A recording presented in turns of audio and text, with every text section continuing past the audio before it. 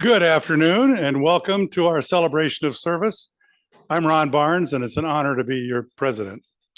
The thought for the day: no one ever injured their eyesight by looking on the bright side. So we ought to always look on the bright side. Our reflection today, Amelia Schifris will be here to share with us. And I'm sure it will not be a talk about scouting, will it?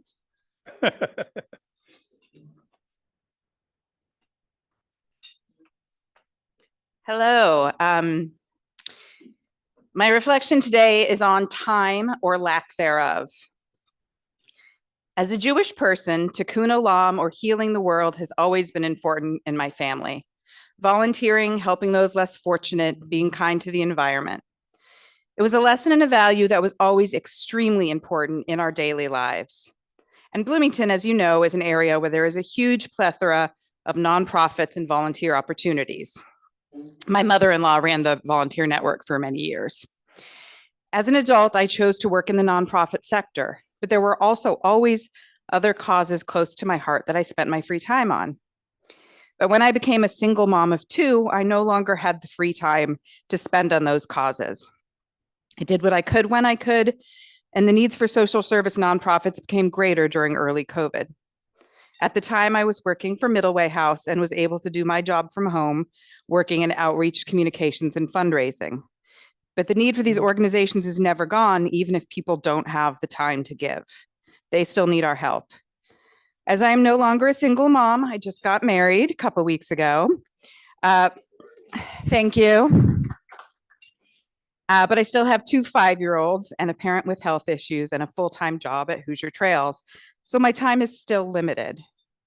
But I'd heard from quite a few friends and acquaintances over the past few years since I bloomeranged back here about how great Rotary is. But I never seemed to have the time as I was working on my master's and raising the kids and working. But now being fully introduced to Rotary, it's clear to me of the great benefits: camaraderie, connections, and easy access to helping organizations to make a difference. You come and you learn about wonderful organizations that are working hard to help heal the world and make meaningful change. You're also offer the opportunity to volunteer and give money. It's wonderful because for anyone, but especially those with very busy lives, it's an opportunity to learn more than you might normally have the time to about organizations you might have never heard of, but might grow to love. It's an opportunity to make friends and connections to work for a better community and a better world together. I thank you for welcoming me into the Rotary, and I'm glad to be here to represent myself and Hoosier Trails Council. And if anyone knows Lynn or Jordan Schifris or Bet Savage, feel free to chat with me, as those are my parents and in-laws. Thank you.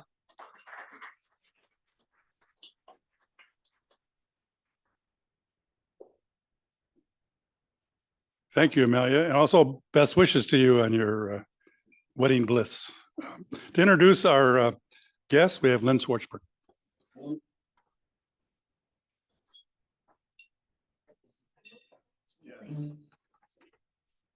Well, hello. I'm going to fumble through, but also remind members to have their guests write legibly. Our first guest is Wes Martin, guest of Liz Feidel, and Wes Martin is with the International Association of Firefighters. Wes, please stand so we can welcome you.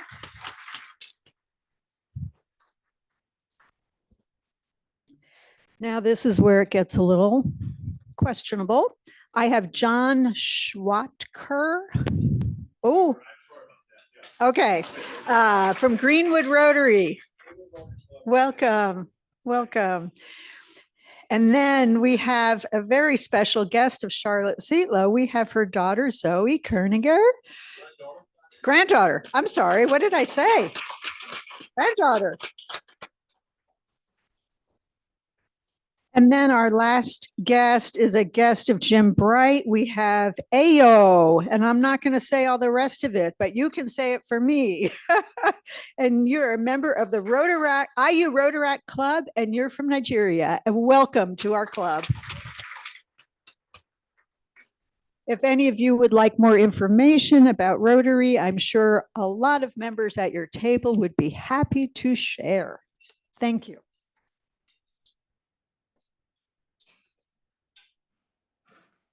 Thanks, Lynn. Joy, do we have any online guests today? We do, Ron, and I want to point out that Megan Gearhart is joining us from far away, and she is taking a break from her exams this week, and this is how she wants to take a break. She wants to be with us. Isn't that sweet? And then I also want to welcome Beverly Calendar Anderson, who's online with us. Beverly, good to have you. And then, of course, Raj Hadawi from North Carolina. So I'm hitting the people who we don't often see, and we're glad everyone is online and present. Thank you and welcome all our online guests. And just as a note, we will not have Zoom meeting next week because we will be at St. Mark's Church. And again, the Mohammedis who we are celebrating, there could be a security risk, and we do not want some people to find out about them or their name or where they're located. So that's one of the reasons we will not have Zoom. So I'm sorry, Raj, you will not be able to join us via Zoom, but you're always welcome to drive to beautiful Bloomington. We have one Rotary birthday, and it's Mr. Rotary James Bright on June 5th. So Jim, happy birthday. And someone who we could probably call Ms. Rotary, Sally Gaskin, has been a member for 25 years, 21 years in our club. Congratulations, Sally. Ann Bright, who works closely with the Teacher Warehouse, asked me to remind this club that on July 13th will be the Stock the Shelves opportunity, and they're looking for volunteers. And it'll be in the roundabout where you can sign up, because we need 2 people at several stations. Many of you have done it every year. It's a wonderful way to meet people and to hand out brochures talking about the needs of Teacher Warehouse. This year, we had 1,224 teachers visit the Teacher Warehouse for free supplies. It amounted to over 3,000 visits, because many of them came back more than once, and over $400,000 worth of material was handed out to these teachers. It averaged out about $337 of materials per teacher. And I remind you, the Rotary wheel is on the emblem in front of Teacher Warehouse, because this was started by Judy Witt, who's a member of our club. This has been a Rotary issue for 20 years. So please help Teacher Warehouse. We can definitely use that.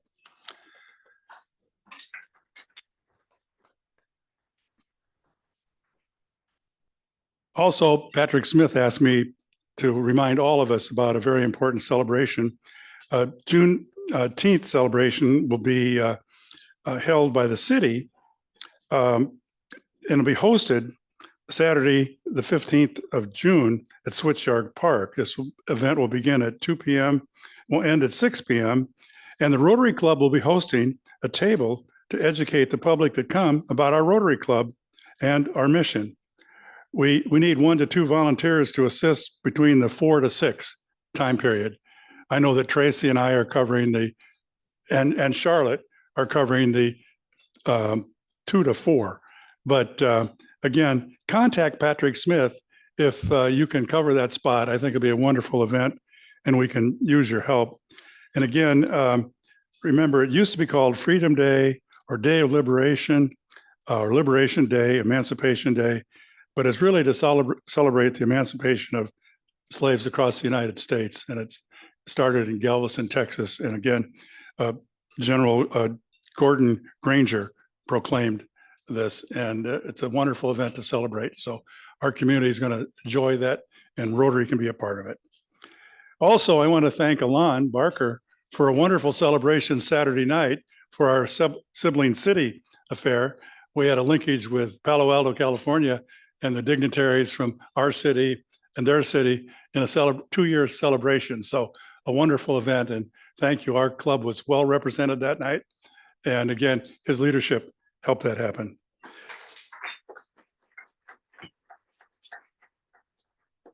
And another part about Juneteenth, you'll see at the tables that there's information about this, and take a look at it. I think you'll find it very helpful. Now, we have Paul Harris Fellowship inductions. So Mike Baker, our foundation man, is coming forward to do it. Thank you, Mike. Thank you, President Ron.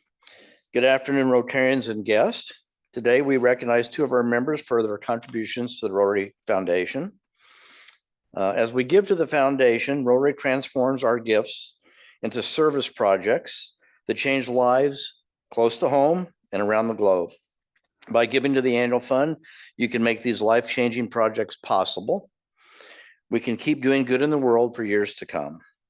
That's why our club sets goals each year, and we encourage annual giving. Sometimes it sounds like a broken record, but it is a key element to doing good in the world and having our club participate in that.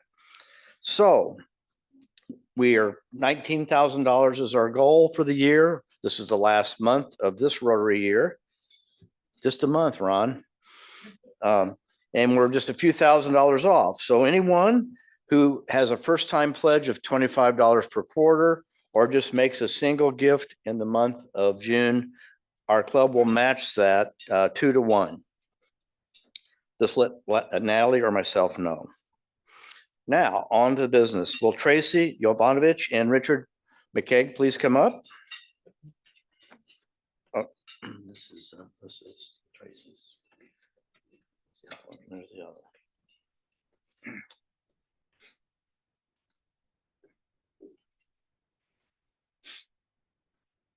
You just flew in?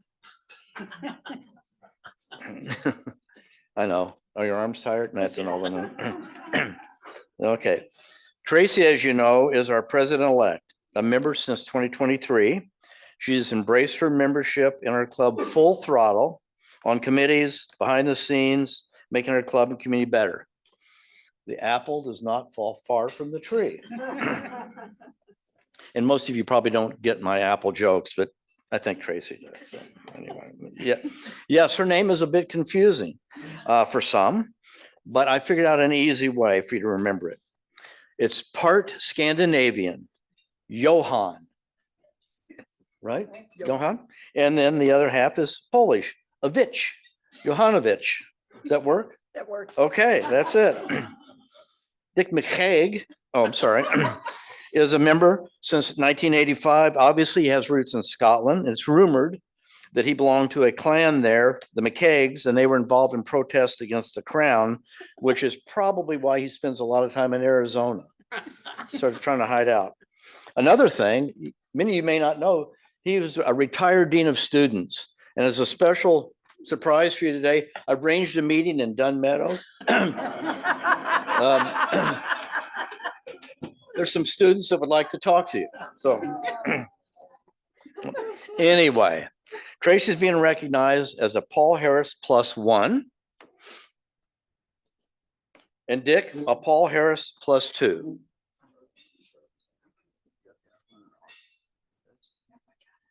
Okay. Ambidextrous, yes, okay. Would you please rise and join me in congratulating these 2?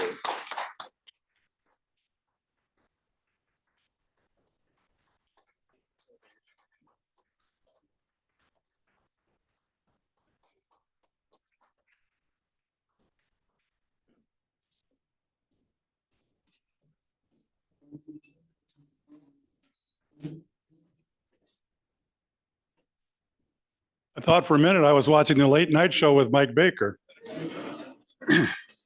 We do have a Rotary pennant flag that came to us from the Portland Maine Club. If you'll remember, Bill McClellan was here May 21st, and he sent this to us for our club, and we'll keep it in his memory. Great program today, and Jimmy Torrey will have the honors of introducing our great presenter.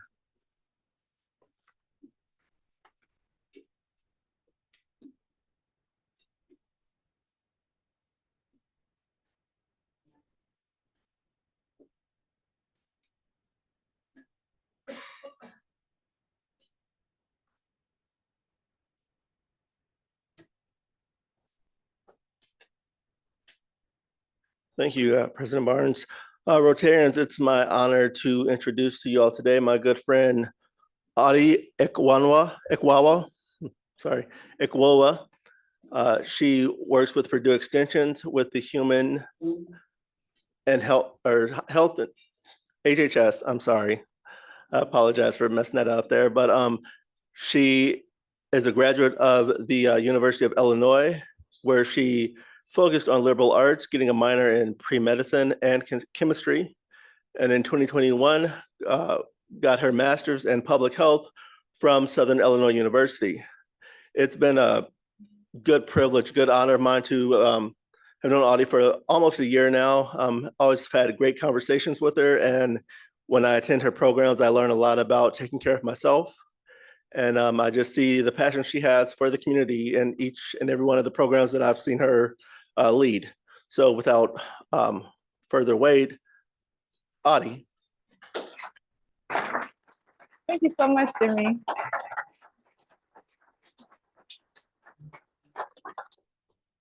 Hello, everybody. Thank you so much for having me. I will give another shout out to Jimmy.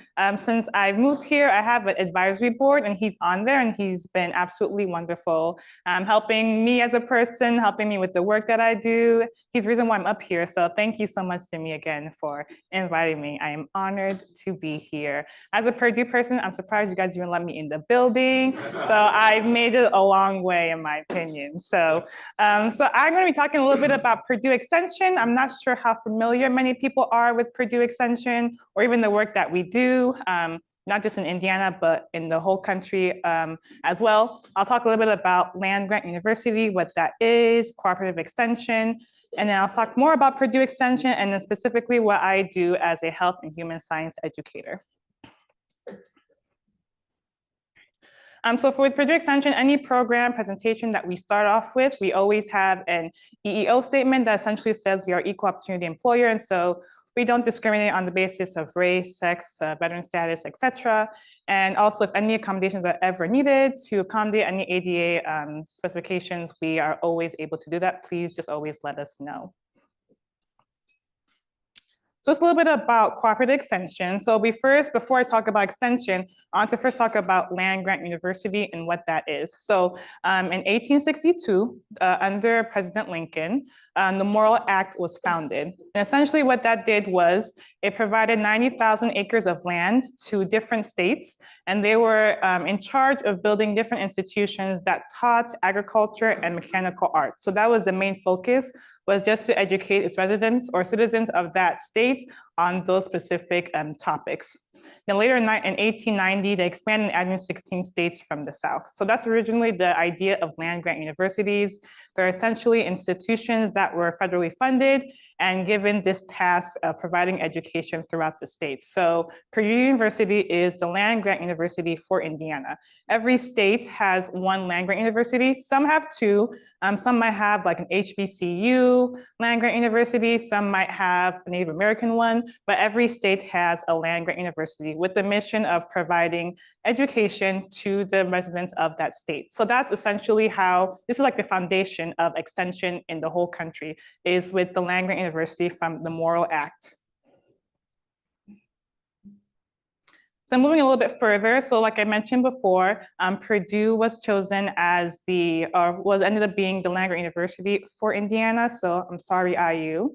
So in 1869, John Purdue, he donated $150,000 to help supplement the money that was given from the federal government. And Tippecanoe County added another $50,000 to that. And the residents of that area donated some land. And before you know it, that's how Purdue University was started. And first classes began in 1874. But again, they're the land grant university. And then through land grant universities are where excuse me, extension services are conducted. So Purdue, like I mentioned, is the LGU for short. And so through Purdue is where all the land grant university or cooperative extension services are done. So in Illinois, it's University of Illinois. Ohio is Ohio State. So again, Kentucky is UK. So every state has an LGU. And through that LGU, cooperative extension services are provided to residents of that state.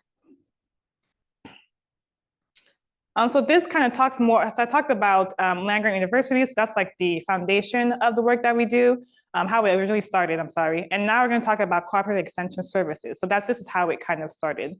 So Smith-Lever Act in 1914 was when there was a partnership between the USDA and land grant universities. And with this partnership, now that we are able to expand our services and not just do agriculture, but also do agriculture, home economics, which is a little bit of what I do, 4-H youth development, rural energy, even now we do community development. So this partnership took a little bit further and just started to expand the types of education that we provide to people in our state. So it's not just agriculture, like I mentioned. We're covering health, we're covering family, we're covering community development, we are covering youth programming. And so it kind of more is an all-encompassing way to educate residents of our state. So it is written home economics, like I mentioned. Now it's evolved more to kind of what I do, which is health and human science. Every state kind of terms it differently. It used to be called family consumer science. So it's still all in the range of family, health, anything in that element is what it is.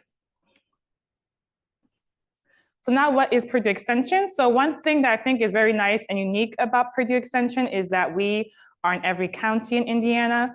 Every different states operate differently. A couple of states like Illinois, you might have one educator that covers a couple of counties in different areas, but in Purdue, we are unique, or Indiana, I'm sorry, we are unique because we are in every county. And one thing I like about that is that we are able to serve our residents and tailor to their specific needs. So I'm sure you know Monroe County is very different from Greene County next door, or Owen County.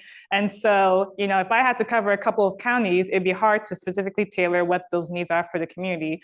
But if you have somebody who lives and is in that county, they're able to know what the needs are and how they can better address it. So we are in every county in Indiana, which is not a common thing for extension services throughout this country. So we are very unique in that aspect. And like I mentioned, we have different slogans in extension. So the one that I like is the community is our classroom. And so it's not very often where you will find many of us educators in our office because we are out and about at meetings, we are at coalition meetings, we are doing programmings, we are talking to people at schools, community work. And so our idea is to serve people, and we can't necessarily do it from sitting in our office. So we kind of go out in the community and we do programming, we offer services, we have different initiatives, collaboration with community. And so community is our classroom is something we like to tell people, is that we are just out and about here to serve the people. So we are funded through different avenues. So again, like I mentioned, since we are a land grant university, we are funded by the federal government, which is very nice. We are also funded by the state of Indiana. Of course, we have funding from Purdue University in Tippecanoe County. And of course, every county also is funded by their county. And the county is, I think, one of our biggest supporters when it comes to the work that we do. We have something called contractual services with our county, which essentially says that in exchange for them helping to support us, we provide our programs and initiatives. So every extension office, they have county staff. So we have a secretary, we have an office manager, and that is funded by the county. So the county pays for them, pays their benefits. We have an office place to work. They give us printers and paper and a telephone to use. And so it's nice to have that support that we get from our county. Monroe County is very supportive of the work that we do, and we're super grateful for having such a supportive community. So every every extension office is also funded by the county. Always say 92 different offices, 92 different ways of doing things. So every county is a little bit different in what they do, but in some way, we are all supported from our county at that level. So federal, state, of course, university, and then county funding is how we're funded through extension. We like to think of our funding source mostly as like a stool. So if one leg comes off, we are not really supported. And so, like I mentioned, we are thankful for the funding that we get from the federal, the state, especially our county. And so all three of those funding sources really play a role in the type of work that we do. And we can't do it without that. So we're very, very thankful for that. So our mission statement in Purdue Extension is to strengthen lives and livelihood through research-based education. We also like to say research to reality because I'm sure a lot of us know here who are academics that research can be very daunting and lots of jargon and big words. And so we like to say research to reality. Our programs are research-based, and so we put it in a way that is digestible, easier for people to understand, meeting people where they're at. That's really what we do. And so we take information, process it, kind of let it trickle down into a program form that we can lay out and give to people and to serve our community better. Our vision extension is to be a leader in providing relevant, high-impact educational program that strengthen the lives and livelihoods of individuals and communities in Indiana and the world. So we are in, we do a lot of work in the state, but we also do a lot of work in different parts of the world as well. So Purdue Extension is also not just contained in Indiana, but has a lot of different works in different parts of the world and different countries as well. So like I mentioned, we have educators in every county. And so there are 3 main educators in every county. We have our agriculture and natural resource educators. So they're tasked more with anything agriculture related, insect, animals, things like that. The hot topic at Monroe County is jumping worms. My coworker gets a lot of calls about what those are. Sometimes you might open the fridge and find a dead bug inside because you have to do a bug ID. So anything pertaining to tree, natural resources, agriculture, that's more of his area. Then we have 4-H youth development. So that's a lot of programming targeted towards kids. They have anything from showing kids about animals and how to raise their animals better to arts and crafts. So they do a lot of work in our 4-H youth development. And also we're doing work in the school. So the big thing that my coworker does is a lot of like STEM projects and work with different schools, Boys and Girls Club. And so any way to empower our youth is kind of what our 4-H educator has been doing. So a lot of good work with youth here in 4-H. In community development, not every county has community development educator. They're more of our, they're far few in between in extension. Every county has agriculture educator at Health and Human Science, which is what I do, and I'll talk more about that, and 4-H, but not every area has community development. You can kind of see on the screen, they're kind of color-coded, so we're also divided into areas. And so in Monroe County, we are Area 5, and we have about 8 other counties in our area. So every area should have a community development educator. And so if we're ever in need of like consultation or programming, we can just talk to our educator. She's in Vigo County, she's wonderful. And she can always come down or help us support any work that we do here. So the nice thing also about extension is we definitely pull from our different strengths from different counties. And so we're also supporting one another in the different works that we do across county lines as well.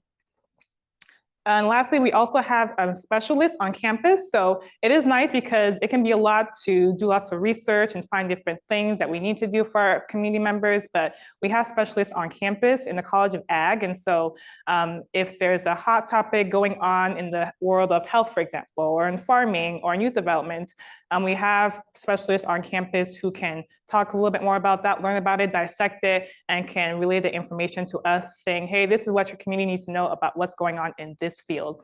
And so it's nice to have extension specialists on campus because they're able to support the work that we do here at the county level also.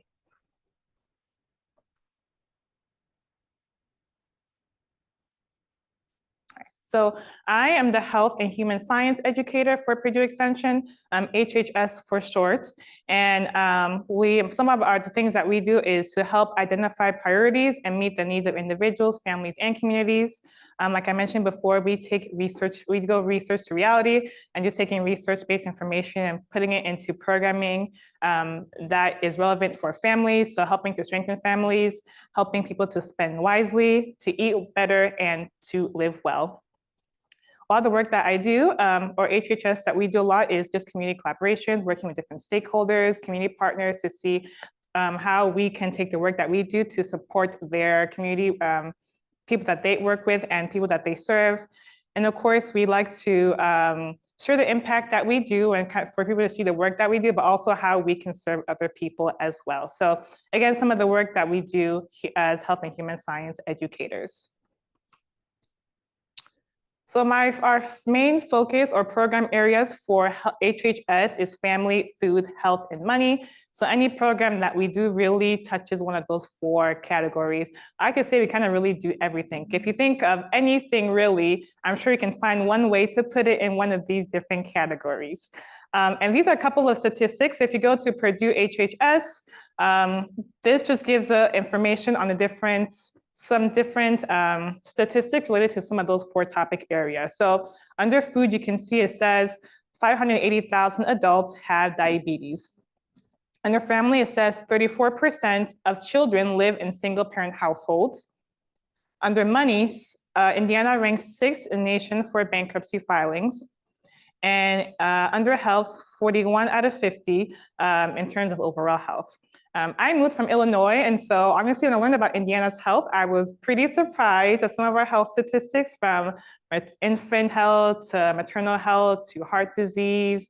And so a lot of the programs that we do really is to address some of those concerns that we have. So I just thought it'd be interesting and nice to kind of show you guys a little bit of some of the statistics regarding some of the work that we do, and kind of to also bring us to light how there needs to be more work done to address some of these concerns that we might have in our state. So now I'm going to talk a little bit about some of the programming that I do each in those categories. So we have 2 types of programs. They're called single session programs and signature programs. I call single session programs like one and done. So you can come and teach that class once. A lot of them are about 30 minutes to an hour usually, and they're going to be about one of those different topics. And then we also have signature programs. Those are more of our heavier, if you will, research-based program. They're usually longer in length, usually multi-week, and they usually address more of a higher concern. So it could be about heart health, it could be about financial literacy in youth. So we have signature programs and single sessions. So I'll talk about a little bit of one of each. Like those are our categories. We have more single sessions than signature programs, but signature programs are a lot more work intensive, and so they do require more time. But I think they are both equally make a huge impact when it comes to programming. So we talked about allergies 101, food budgeting and meal planning. That's a really popular one, just about eating healthy and shopping smart, especially now, things are very expensive. So it's just a good way to give people tips and tricks on eating healthy, but on a budget. Food labeling, which is one of the programs that I really enjoy. Once you learn how to read a food label, it'll be hard to go back. You know what's in there, what shouldn't be in there. If you're trying to watch how much salt you consume, you kind of know, you're more conscious about what to know when you're looking at food labels. So that's a very interesting one.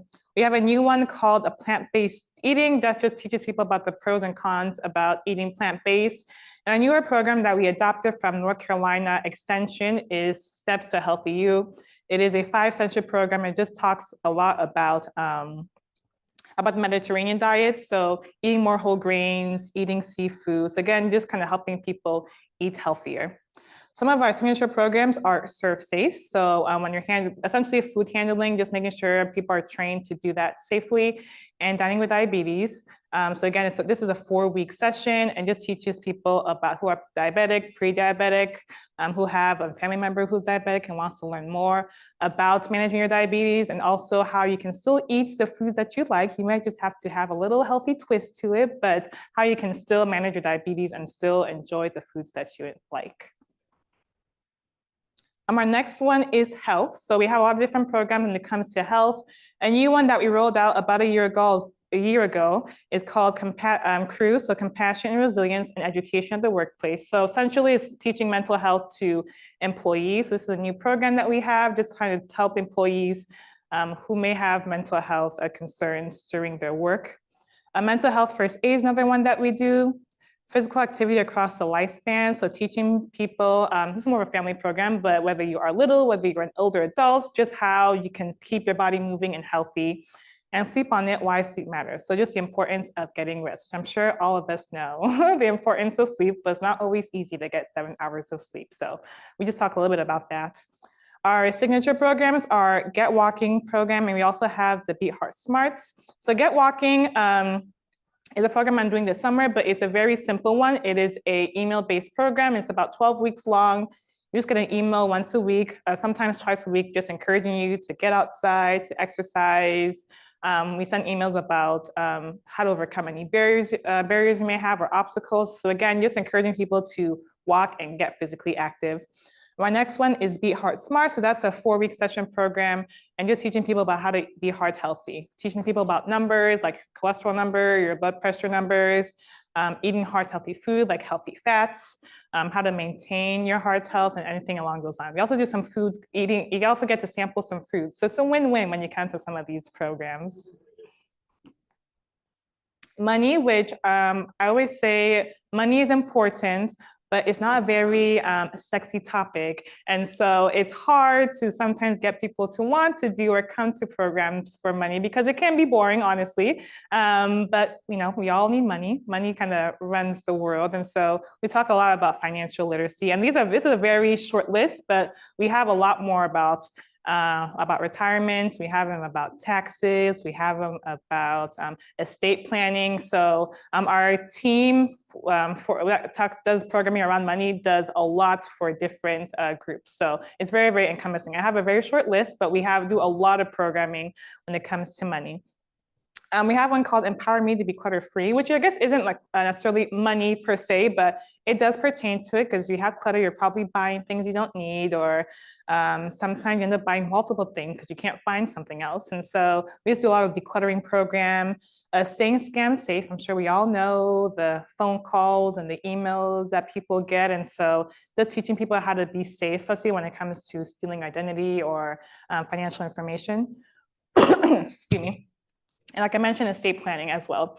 Where does your money go? That is a 2-week program, but we just teach people about how to budget. I like this program because I think it's very interactive. And so we give people beans, which is like fake money, and kind of give them scenarios to how to ration and spend your money and save your money. And the feedback I've gotten is that it puts things into perspective because sometimes you don't realize how difficult it is to make certain decisions, or especially when you have a credit card, we just swipe. And so sometimes it's hard to really understand and conceptualize how much money you have and how to use and spend it wisely. Especially if you have a family. I did one with Nurse Family Partnership, and they had little infants, little kids, and that's really hard, because kids can be expensive. So where does your money go? Just a good way to put into practice how to budget. And then we usually have like a week or so between the sessions, and then we don't usually do this, but we assign homework, and we just have people track their expenses for that week, and then we talk about it in the following class. So again, it is very interactive because you really get to see, because sometimes there's one week I spent like $50, and I'm like, what did I even buy? You get gas, you get a grocery store, you might get a granola bar when you're getting gas, and so little things start to add up, and you don't really always see it or realize it. So again, just a good way to kind of put things into perspective when it comes to financial dealing with your finances. And we have Captain Cash, which is a very fun program, but to meet 3rd grade requirements in terms of literacy, we created this program to teach kids about finances. So we have a Captain Cash, and they come in every week. We have 4 sessions, and then we talk about different things pertaining to money. So we have earning, spending, borrowing, and saving. So we talk a little bit about that, talk to them about credit cards, or what it means to earn money, or how you can make money, and spending money wisely, and what's a need versus a want. And so the kids really like it, and it kind of puts things into perspective on just money and finances. And when they get their birthday gift, some birthday cash from grandma, like what to do with it, or how they can, have a lemonade stand and make some more money. And so it's just a really fun program to teach to 3rd graders. You would think it'd be difficult to talk to them about cash, but if you make it fun, 3rd graders are really receptive to anything. So that's also a really fun program that we teach to youth. And lastly is family. So we do quite a bit of family programs. It could be for kids, it could be for parents, it could be for the family as a whole. These are a couple of programs that we do. And family also covers like the larger lifespan. So really from like kids to older adults. So a new program that we recently have done, which is also one of my favorites, is called A Matter of Balance. And this teaches older adults about fall prevention and increasing their level of physical activity. It's a very long one. It's about 8 sessions. So if you do it once a week, that's about 8 weeks long. If you do it twice in 1 week, that's about 4 weeks. But either way, it's still pretty lengthy. And each session is about 2 hours. So it is quite the commitment. But we've always had good feedback, and older adults learn a lot, and they talk a lot about their fear of falling. There is this new initiative throughout the state called Healthy First Indiana. I'm not sure if many people have heard about it, but it's essentially a public health decree that are trying to address these public health, core public health services throughout the state. And every state, or every county, I'm sorry, is able to opt in and they allocate some money to address certain needs pertaining to their county. And so when talking with the health department, they said one of their concerns was fall prevention in older adults. That's one of the services that they want to tackle. More concerns that they have in Monroe County is just fall prevention for older adults. So, well, actually health for older adults in general, fall prevention, checking in home visits and things like that. So older adults can sometimes be left out in the equation, but this program really teaches them about how to increase their physical activity, to stay healthy, the importance of it. Also helping them to address their fear of falling, which a lot of people do. And so it's a really good class. And then we also have a minimum of 8 and a maximum of 12. So we make sure that we have enough so people can come and also dialogue. It's not just about us as instructors, but we also want to give them a space to talk with one another because they are in each other's shoes, they understand each other's experiences. And so that's been also one of my favorite programs, and just talking to older adults about just fall prevention, how to be safe. We have adolescent substance use, what parents can do. So I'm sure that's also a hot topic with vaping and the different drugs, unfortunately, our youth are participating in, and some parents don't know what to do. And so this program kind of teaches parents as well how to deal with that, how to find signs, how to talk to your children about it as well. We have Block Party, which is a really fun program just for 3 to 5-year-olds, and it just teaches them how to play. So they have different blocks, but when you're playing with blocks, it's interesting because you can learn a lot. They learn when they stack blocks on top of each other, they're learning about physics and balance. When they are putting blocks together, they're learning about math and adding things together. And so just by playing with blocks, kids are able to learn a lot of engineering related topics. So that's a program that we do as well. Tinker Thinking in STEM is a similar idea. You just we teach it to child caregivers, for example, or teachers, but it's just telling them or teaching them how to incorporate more of those engineering fun play while they are working with their kiddos. And Train Your Brain, that is a program about dementia and Alzheimer's. So we talk a little bit about that. And although it's not reversible, you can slow down cognitive decline. So we talk a little bit about different ways to keep your brain healthy as well. So we do some exercise because that helps. We do some brain teasers because that helps as well. So it's also a really fun program that we do also.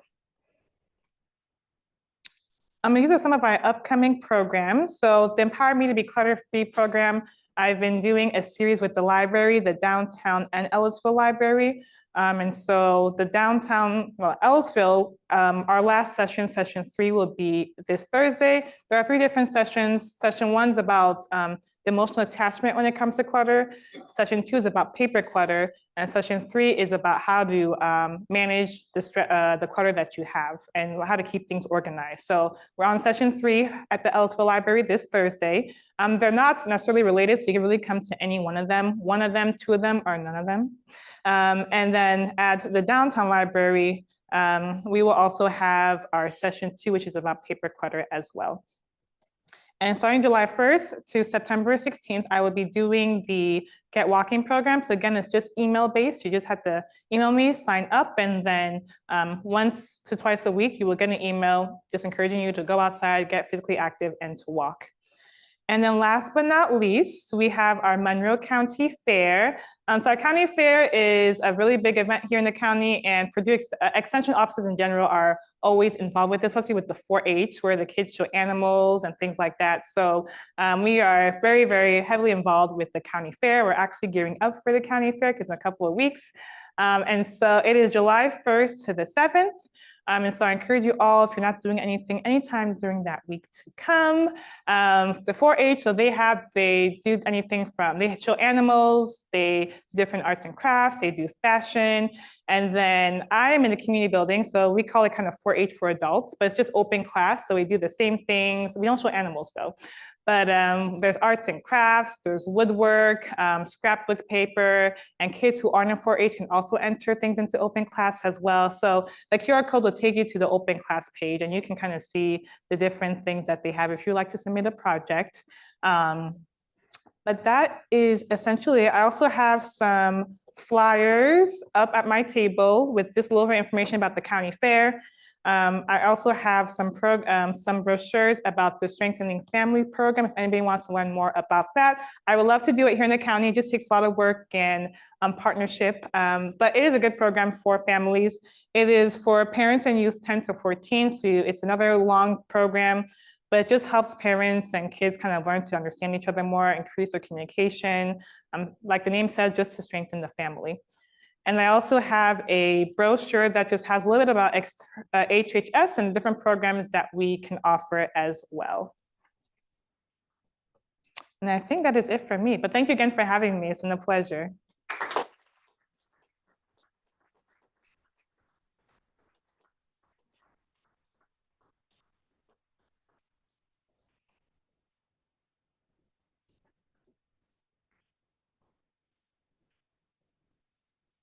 Yeah, so many of us in Rotary are involved with people who are refugees in our community. And as I listen to this, I think, my gosh, they need every bit of this help. I wonder if you partner with the Refugee Network so that they become aware of the many offerings you have. I have tried to contact, is it Peter, the organization? Yeah, so I guess I haven't been able to reach him, but I think I should try again. But I have heard about the network. I just haven't been able to get much communication with them, but they are busy taking care of people, so it's very understandable. But I would love to do work with them as well. I just haven't been able to get in contact with somebody there. So if you would be able to connect me, that would be great. But yes, I'm sure I love to do work with them and help them in any way that I can also. So you did talk briefly about diet, and you had a session on the advantages and disadvantages of a plant-based diet. Would you care to share a few of those? Oh, I can. Let me think of what I can remember. So a lot of people think eating healthy can be expensive, so that's not always the case. So a lot of times if you buy like canned goods, like beans, different vegetables, those are inexpensive. I always say with canned to always watch the salt content, which goes into food labeling, but just being careful, mindful of how much salt is in food. So making sure, I always say the 5-20 rule. So it has their percentages next to it. So making sure it's near the 5%. Also 140 milligrams is considered low sodium. So just kind of being mindful of the salt intake when it comes to buying canned goods. Frozen vegetables are also really good. It's just making sure we don't get the ones that are like drenched in different sauces, and because that's extra fat and salt as well. Beans, eggs are also good sources of protein that are also inexpensive. Also being mindful that sometimes people want to supplement, but we want to encourage people to first eat the food itself. And then if you really need to, always talk to your doctor about supplementation. But things like B12, you can only find in animal products. So if you are more plant-based, you may need to supplement with B12. What was I going to say? Milk, plant-based milk is also very popular, but you don't always have a good source of vitamin D and calcium. So when you are getting plant-based like milk or even like yogurt, just making sure it says fortified in vitamin D and calcium to make sure you are getting the calcium and vitamin D that you need. What else? Healthy fats are really good. So like nuts, peanut butter, seeds, things like that. But remember, the fat is still a fat. So too much of it still can't be good. But that's also a good thing to add into your diet as well. I think those are some tips and tricks, unless there's something specific you would like to learn, but that's all. That's just a couple of little things to keep in mind when you're eating plant-based. You're welcome. For maybe because I'm older, I'm getting a lot of phone calls recently from people I don't know and who start by saying, this isn't going to cost anything. And then they tell me there's a new program going on, but if I, am I willing to receive phone calls about it? And my knee-jerk reaction is, no, I'm not going to give you permission to take. But can you tell me, I believe there is a program enhancing Medicare right now, but I haven't gotten any information about that. Would you be somebody who would distribute that information? I would not, we wouldn't in our office, but sometimes we also are kind of consulting. So people do call our office if they have questions, but we would just redirect you to the correct source. So I wouldn't know that information. That's not the kind of, I guess, work that we do per se, but I would definitely find the answer to give to you. So I would just say, talk to your healthcare provider or insurance company. They probably know a little bit more about that. Any questions online? Don't see any. All right. Thank you so much for this, such an informative and great talk. I think this is a great initiative. I was wondering, you mentioned that you all help identify the priorities and meet the needs of individuals, families, and communities. How do you go about this kind of thing, like understanding the priorities that are dear to these communities and what they need? Is it top down, or is there some type of situation where there's interpersonal communication between the community themselves, or how do y'all go about finding out what's key to these people's needs? That's a great question. So when you're an educator, your first year, they don't really want you to do programming. They're very, they really push for you to just know your community. So they're saying, go to meetings, talk to people, connect with partnerships. And so the biggest thing that we do, especially our first year, is just to talk to people. So if we find different meetings, we find different organizations that pertain to the work that we do, and we just go and we start talking to people, we start networking. I usually ask them, like, these are the programs that I offer, but what are the needs that you see when you're working with the people that you work with, or when you're a day-to-day job, like, what are the needs that you see? And so it's just a lot of community connection is how we learn what the needs are about our community. Is just talking to people, attending coalition meetings, going to different programs, different meetings, different events, and just networking and connecting with people in our community. And each of us also has an advisory board. And so I also like to have, I have people from one of those 4 topics, so family, food, health, and money. I try to get at least one person that covers each of those different categories. And so I have we meet about quarterly. And so I present, I'm like, this is what I've been doing the past couple of months. And I turn the questions to them and say, you know, what are needs that you guys see in the work that you do in the community that I can help with, or what are needs that I am not addressing that need to be addressed? And so it's more of just me going out there to talk to people. And then I have an advisory board, which Jimmy's on, and they provide me with feedback on how I can better serve people, or who I need to connect with, or these are the needs that we see. So we, you know, how can Extension help with that? So that's kind of that's the main work that what we do. And of course, you look up like, you know, health statistics in our county, and just kind of keep up with the different data that pertains to the work that we do. Last question to Tim. I arrived late, so I didn't hear your introduction, but in the good information on our website and everything, I learned that you are from Nigeria. And I wondered if you were a club that's very interested in international affairs. What insight would you have into the conflict in Nigeria between Christians and Muslims? Oh. So I guess I don't know too much on it, so I can't speak on it. But maybe Ayo can also add to anything that I add. A lot of it is historical. A lot of it comes from just disagreements in the way that we view things. Africa, Nigeria in general, we have lots of tribalism, so it could be your tribe, it can be even inter-tribes. And so I know that conflict is just, a lot of it is just honestly disagreements on how we view things and how we interact and act. And so that's just caused a lot of tension between the different religions in Nigeria. So that's a very, I guess, blanket statement, but I think it just really comes from just differences. And then one side is not willing to really meet in the middle. And so it's just like any conflict, it just continues to grow and grow. So hopefully there'll be an end to it soon, but unfortunately it's been a continuing issue in that part of the country. Thank you very much.